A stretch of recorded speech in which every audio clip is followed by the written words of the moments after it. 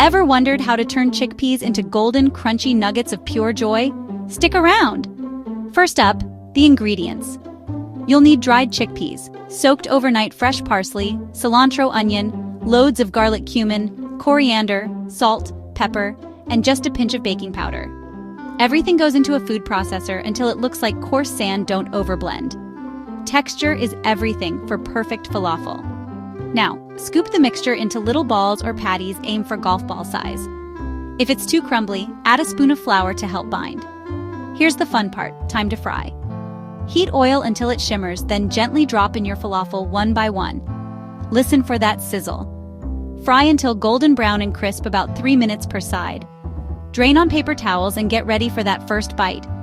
Each falafel should be crunchy outside, hot and fluffy inside, with flecks of green herbs. Smell that fresh garlic and spice. Falafel isn't just tasty, it's packed with plant protein, fiber, and iron. Low in fat if you bake or air fry them, and totally vegan too. Perfect for salads, wraps, or just dunked in tahini sauce. So next time you crave something crispy, skip the takeout. Make falafel from scratch and savor every bite. Let us know in the comments how yours turn out.